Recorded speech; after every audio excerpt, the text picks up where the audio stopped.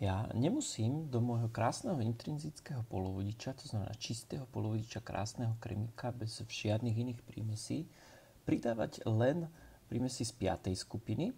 Hej. Ja tam môžem kľudne pridať aj prímes z 3. skupiny. Že? Prímesy 3. skupiny majú 3 valenčné elektróny a mohol by to byť napríklad taký bór. Hej. Skúsme pridať do môjho intrinzického polovodiča taký bór napríklad sem do stredu. Hej. Pridám tam bór a ten má 3 valenčné elektróny, tak možno tento sa zviaže s týmto kremikom, tento sa zviaže s týmto kremikom, tento sa zviaže s týmto. No ale tu, v tom poslednom, by chcel byť nejaký elektrón na to, aby sa zviazal do kovalentnej väzby, ale nič tam nie je. Hej. Tam je iba prázdne miesto. Hej. Nič tam nie je, tam je taká diera. Hej.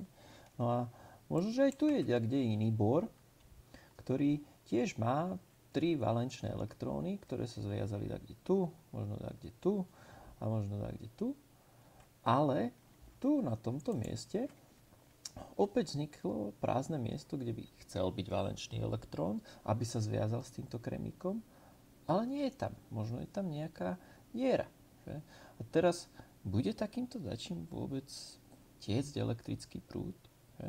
Keď sem pripojím teda tú batériu, tak z tohto minus pola by chceli ísť elektróny tadeto.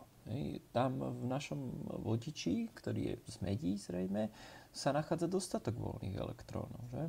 A to, čo by chcel ten elektrón, ktorý je tu na konci tej medí spraviť, je, že on sem skočí do toho prázdneho miesta, hej, do tej diery. Že? A možno sa stane to, že potom skočí po chvíľke znova sem, hej, do tohto prázdneho miesta. Čiže najskôr sa premiestní jeden elektrón odtiaľto sem, chvíľku tam pobudne a druhý príde sem. Zase ďalší, možno už odtiaľto prichádza znova a ten skočí odtiaľto sem. Hej. Zakiaľ tento skáče sem. Hej. No a potom ten, ktorý už jeden tu doskočil, tak ten chce potom doskočiť naspäť sem do toho vodiča tak, aby neustále teraz prúdili tie elektróny do kolečka dokola. Hej. Čiže vidíme, že takýmto spôsobom ja viem tiež tie elektróny v tomto polovodiči rozpohybovať. Je to tiež teda extrinzický polovodič, ale keďže som tam primiešal prvky 3. skupiny, tak tento raz tam vzniklo akési prázdne miesto, kde by chcel byť tam byť elektrón, že? No a to prázdne miesto nazývame diera. Hej.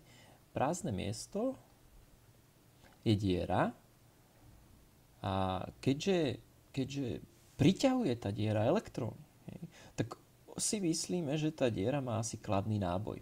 Hej. Lebo chcel by tam ten elektrón prísť na to, aby vytvoril kovalentnú väzbu. Aspoň na chvíľku. No a tak si predstavíme, že diera má kladné náboje. Hej. Takýto polovodič, keďže diera má kladné náboje, pozitívne, tak nazývame polovodič typu P.